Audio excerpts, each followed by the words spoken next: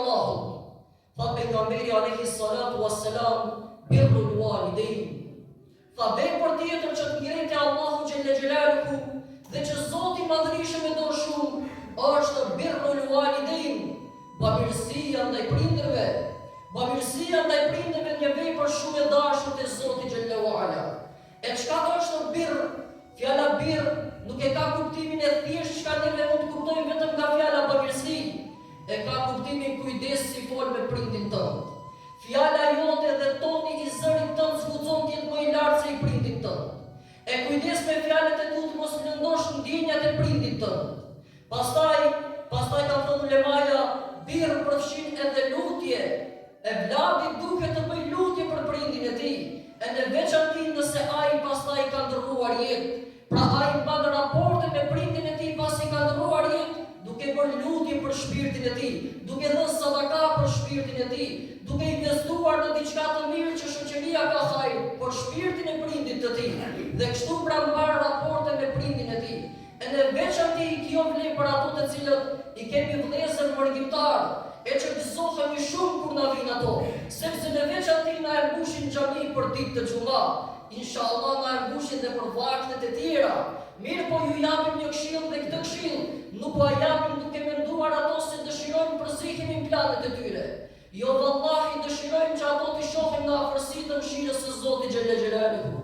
E ju themi atyre, kur të vini për 2 javë këtu në pushime, o vëllezërit e mi, që në veçantë ju që i keni prindërit këtu në vendlindje dhe jetojnë këtu, e kujdesen për shtëpitë e juaja, kurse ju shkoni dhe punoni e sakrifikoni në mërgim.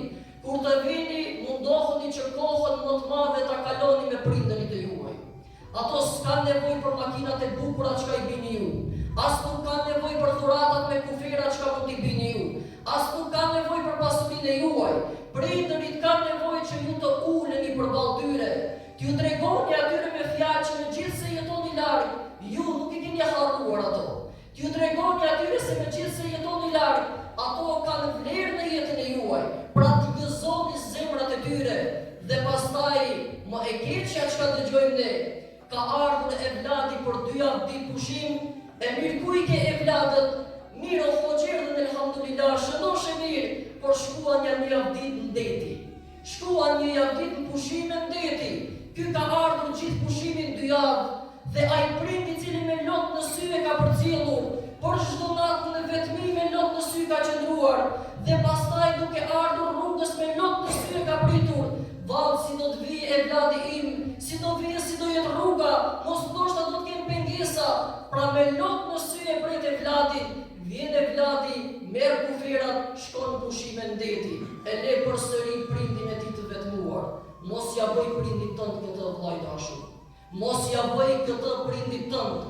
Ende pa ju thar loti i përballimit. Mos u bëj shkak që përsëri nga sytë e tyre të rrjedhin lotët e vetmisë. Mos ja bëj këtë prindit. Pra edhe kur t'jesh në shtëpi pastaj, të zgjohesh në mëngjes, merr pra familjen, shkon në plazh, kthehu pastaj pak para mbrëmjes, ndrro teshat shpejt e shpejt, përsëri në mbrëmje në strukun qytet, dhe kur kthehesh në orët e vona prindin e ka zënë gjumi, pra mundohu të kalosh kohë me prindin. 2 javë ditë çka i ke pushim, mundohu të maksimum ta shfrytëzosh që të qëndrosh, sepse ai është shumë i përballuar për ty. Ai ka nevojë shumë që ti ta përqafësh atë. Vallahi ka nevojë shumë që ti t'ja japësh ngrohtësinë e evladit atij. Neve sot përqafimi me njerëz që hiç si kemi asgjë. Shkojmë në përdasma, merremi ngryt me njerëz që krejt të huaj janë. Kur është në punë me prindi, ndoshta na vjen turp në publik me përqaf prindin tënd. Na vjen turp në publik me puth prindin. Pse? Sepse mos ndoshta do të thojnë diçka njerëzit. Po ne përqafimi me çfarë do njerëzish për vllau jemi dashur. Po ku ke më të dashur se prindi jot, kape përqafe ato tregoj gjithë botës se ky është prindi im, që ai ndjehet krenar çfarë evladi ka. Prandaj i kujdes pushimet si i kalon. I dashur e nderuar, ke bërë pasuri, shpenzoje pasurinë tënd pikërisht te prindërit e tu, me vëllezërit dhe me motrat e tuja, sepse kështu ke shpërblim te i madhi Allah te bareke ve teala. Mos harro birrul walidain. Pra bamirësia, kujdesi, respekti, edukata ndaj prindit është një vepër që shumë lartë të çon te i madhi Allah te bareke ve teala.